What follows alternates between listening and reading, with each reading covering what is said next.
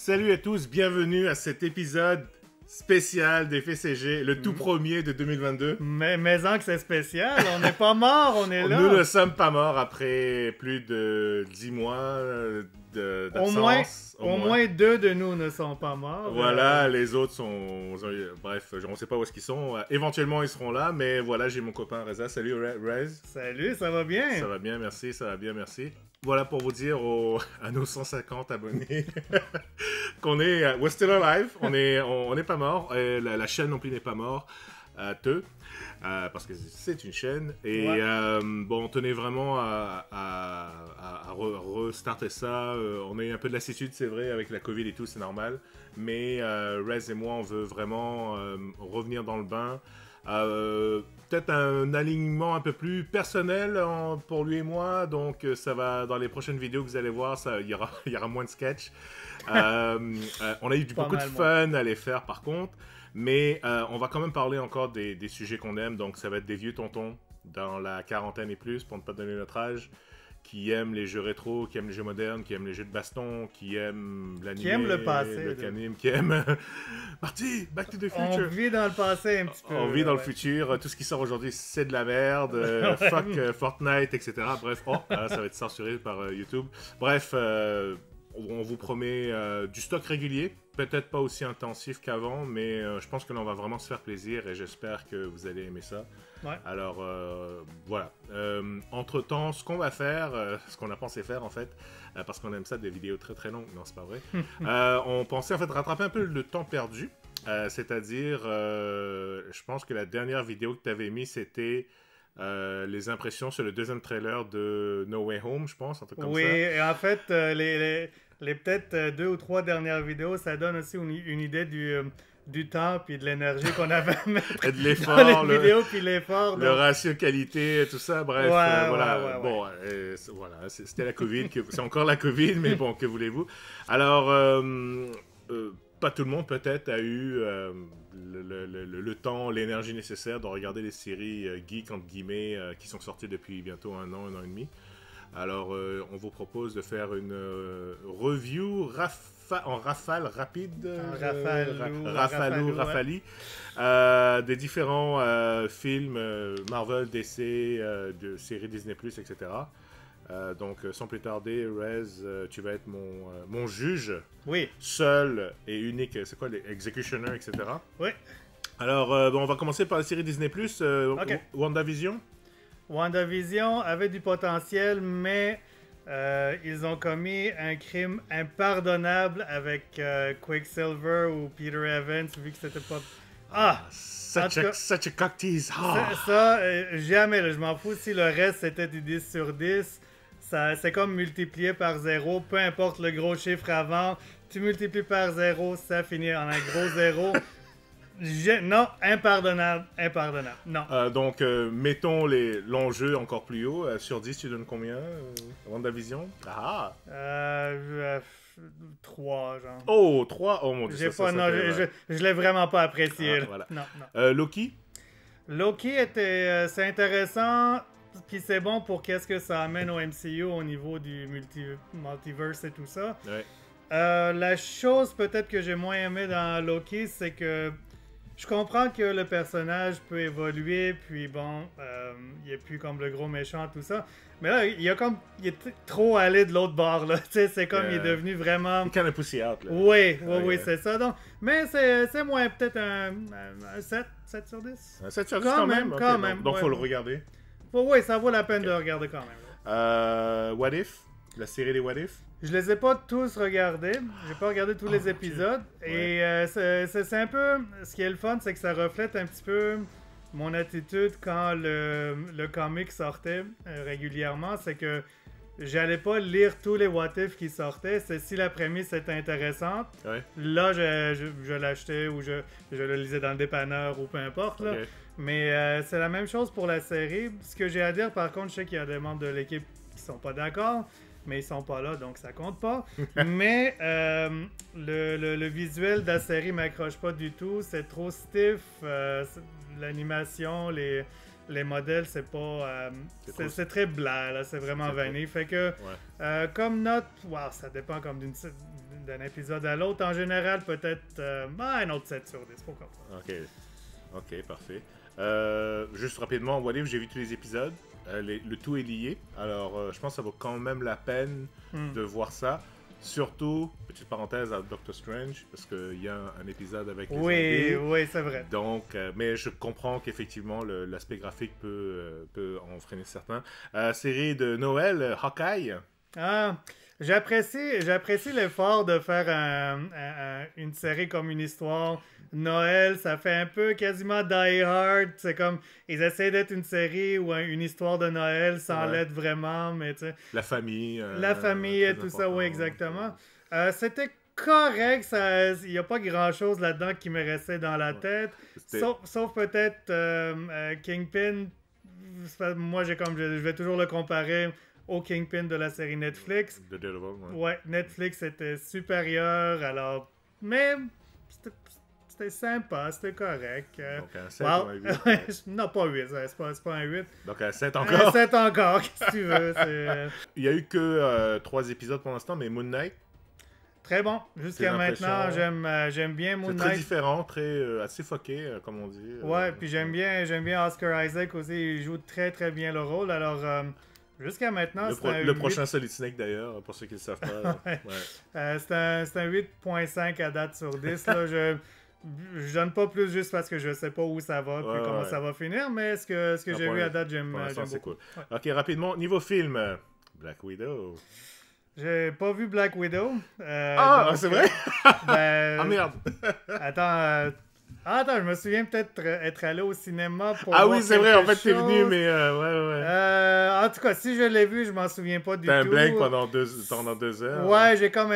Je sais pas, en tout cas, si je suis allé au cinéma puis je l'ai vu, c'est que c'était vraiment oubliable, là. Okay. Donc, je peux pas y donner une note, c'est comme un rien, là. C'est comme un blip. C'est comme un blip. C'est comme un blip, ça donne pas grand-chose, pas de conséquences, rien du tout. C'est vrai que le film aurait dû sortir avant. Oui. C'est dommage, effectivement, mais ouais. Shang-Chi? Shang-Chi était correct. La chose que je regrette un peu, c'est que je m'attendais encore à ce que ce soit plus style film de Hong Kong. Ouais. Plus ce feel-là, ça...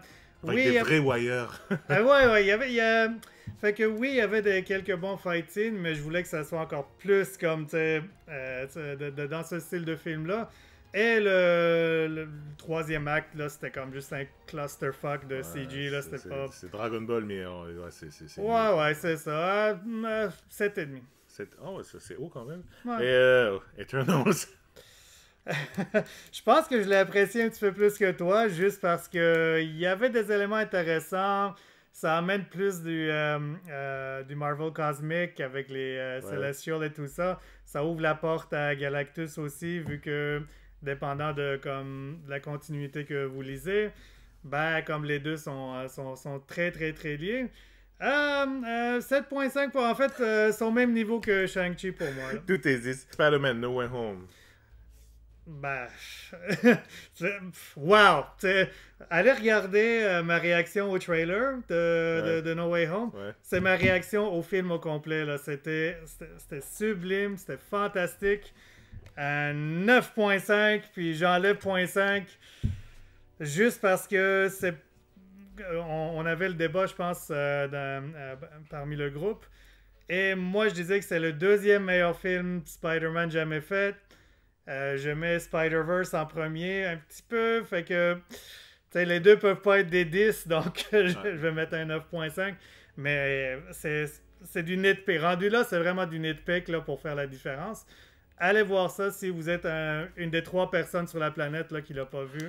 Allez le voir, c'est vraiment bon. Non, c'est vraiment ce qu'ils ont réussi à faire, et récemment, je me suis retapé les 2 premiers de Tobey Maguire, les 2 autres de Andrew Garfield, et ça vaut vraiment la peine.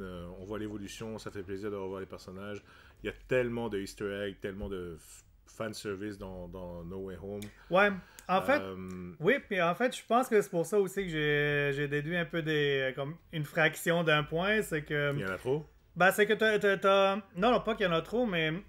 il faut que tu tapes trop de matériel. Si par exemple tu es quelqu'un qui a pas vu comme tous les autres Spider-Man ou aucun autre Spider-Man, comme mon épouse par exemple, il a fallu que je me retape. C'est combien d'heures là pour se rendre à No Way Home? C'est disons de 1h30 en moyenne par film, donc c'est 6 heures à peu près minimum. Ouais, alors que Spider-Verse, t'as pas besoin de rien, tu peux le prendre, tu peux le regarder, puis t'es bon. Alors, c'est la seule. Mais allez le voir. Puis, oui, ça vaut la peine de se taper 6 heures, je dirais. Donc, Spider-Man, t'avais dit 9,5. 9,5, ok. Morbius, le mal-aimé. Ok. Il est pas si mauvais que ça, ok? Sachant que sur Rotten Tomatoes, ça tourne autour de très bas, je sais plus combien là, mais en fait, c'est les critiques qui le rate vraiment officiels. bas. Le fanbase, par contre, est un peu plus haut. C'est dans le, je pense que c'est le 7 sur 10. Dans la vie, tout est 7. Ouais. Alors donc, non, c'était pas si mauvais que ça. Est-ce que c'était un film parfait, vraiment super écœurant? Non. Est-ce que ça vaut la peine d'être vu? Oui, il y a des visuels intéressants des fois. Chippy Tuesday, comme puis Jared Leto est quand même bien casté. Alors, le post-credit, tout ça, ça fait pas trop de sens vraiment, là, mais bon, on oublie ça. 6,5. 6,5, bon, parfait. Passons du côté... j'allais dire sombre de la force, mais bref, côté d'ici un peu, donc on a eu entre-temps le Snyder Cut de Justice League. Oui, faut pas l'oublier, il est sorti effectivement. Sachant que toi, t'avais pas vu l'original, moi j'ai vu les deux. C'est ça. Donc, mon point de vue... Ton fresh view. Mon fresh view, c'est que c'était pas très bon. Oh merde! Non, c'est comme... J'ai tous les problèmes que j'avais avec Batman v Superman, je l'avais avec ce film-là aussi. C'est comme trop... C'est trop edgelord. Je comprends que on n'a pas nécessairement besoin que tout soit quippy, puis joke, puis le fun comme MCU. Mais tu sais, il faut quand même l'histoire soit bonne. Mais j'ai trouvé ça comme très ordinaire. Je t'arrête tout de suite là. Est-ce que c'est pas le côté fanboy Marvel qui parle là? Parce que je veux que DC réussisse. Je veux du succès. Joker, j'ai trouvé ça écœurant. Batman, on va en parler tantôt, mais tu sais, c'est trop... non, ça se trouvait trop comme on est important, regarde comment c'est épique et tout ça, alors que c'était tout devant des green screen, puis il n'y avait rien de naturel. Là, non, c'est sûr, mais c'est souvent l'argument, moi, qu'on me ressort quand je discute avec certaines personnes, pas pour relancer Marvel vs DC, les deux peuvent cohabiter. Peace and love, les gars. Mais c'est que, c'est que Marvel, c'est plus... Spider-Man, c'est plus des jokes à gauche et à droite, versus DC, c'est vraiment, comme tu dis, l'heure est grave, les dieux, ils sont super hauts comme ça, donc j'imagine qu'ils ont voulu jouer cette carte-là. C'est ça, mais ils ont voulu, je pense qu'on l'a déjà mentionné dans d'autres vidéos, mais ils ont voulu aller au dessert tout de suite. Là, ils ont pas mangé leur... Il n'y a pas eu de préliminaire. Ils ont pas mangé leur chou de Bruxelles. Ils ont pas comme passé à travers le repas pour se rendre au dessert. Ah, ça c'est bon ça. Donc, puis l'espèce de musique, à chaque fois que Wonder Woman apparaissait sur l'écran, tu sais, elle pouvait sortir des chiottes, là, puis... Ou peut-être pendant qu'elle était dedans. Peut-être. Donc, la note, c'est 5 sur 10. Là, oh mon Dieu, au moins c'est la moyenne. Suicide Squad, le film. Très bon. Ah. Très, très bon. On parle pas de 2016, là. On parle de... Oui, non, pas avec le... Take you... Non. Pas avec lui. Non. Mais tu l'as aimé? Oui, j'ai beaucoup aimé. C'était drôle. C'est dommage que ça n'a pas pogné au cinéma du tout. Ça n'a pas fait beaucoup d'argent, mais ça le méritait parce que moi, j'ai vraiment trouvé ça bon. Là, tu vois vraiment la sauce gun dessus, quoi. Oui. La sauce gun, oui, très, très, très, très bon. Donc, combien? 8? 8,5. 8,5, wow. Justement, en parlant de série, la série Peacemaker. Parce que oui, il y a une série Peacemaker. Écœurant. Vraiment bon. Encore meilleur que le film? Suicide Squad, je dirais. Ah ouais, wow. Ouais. Puis John Cena, non seulement pouvais-je le voir, mais Non, il est vraiment cool. Ouais. Il fait du très bon acting. Même son PR aussi, il est tout le temps. Au début, il était tout le temps déguisé en Peacemaker aussi. Ouais. Cool. Donc, puis ouais, il a pris des leçons, je sais pas qu'est-ce qu'il a fait. Puis pour de l'improvisation, là, il est très bon aussi. Il y a des outtakes où genre il continue, puis c'est vraiment bon. Il est vraiment bon. Donc, comme quoi, hein, 9 sur 10. Fallait pas le juger dans The Marine, Sniper, ou... Allez le voir, ceci. Non, allez pas le voir. Ouais, tu vas loin. Finalement, le dernier, The Batman, avec Robert Pattinson. Ouais. Qu'en as-tu pensé? J'en ai pensé du bien. C'était un autre film qui était très sérieux, qui était sombre, mais qui était bon. Donc, c'est pas parce qu'il n'y a pas trop de jokes, puis c'est pas light-hearted que ça peut pas être bon. J'ai trouvé ça bon. Malgré d'autres opinions, Robert Pattinson, je l'ai trouvé bon aussi en tant que Batman. Là. Regarde, d'accord, il était pas aussi jacké là, que peut-être d'autres dans le rôle. Quoique Michael Keaton n'était pas comme un gros beef non plus. Là, donc, c'est vrai. C'est l'argument qu'on ressort souvent. Michael Keaton n'était pas haut. C'est vrai. Ouais, donc je l'ai beaucoup apprécié. Tout le monde a bien joué. Sauf que Michael Keaton, à un moment donné, se bat pas contre 20 gars, mais ça va toujours pour être 2 ou 3. Ouais, mais c'est vrai que la cinématographie, la photographie, la musique, les angles de caméra, vraiment, vraiment très très bien. Ouais. 9 sur 10 pour moi. Là, très élevé. Bon, ouais.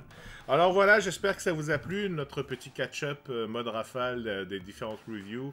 Vous aussi, dites-nous ce que vous en pensez. Est-ce que vous avez vu? Est-ce que vous avez pu apprécier ce qui est sorti? À faire la liste de tout ce qu'on a vu, je me demande, c'est un sujet que je voulais aborder éventuellement avec toi, mais on parlera peut-être la prochaine fois de la fatigue des super-héros, parce qu'à un moment donné, ça commence à saturer pas mal. Mais ça, ce sera pour une prochaine fois. Et sur ce, n'hésitez pas, bien sûr, de partager, liker, vous le savez, hein, bien sûr. Ça, vous voyez, c'est les bonnes, comme les mauvaises habitudes ne partent pas. Merci de nous encourager, et on vous dit à la prochaine. Salut tout le monde! Ciao tout le monde!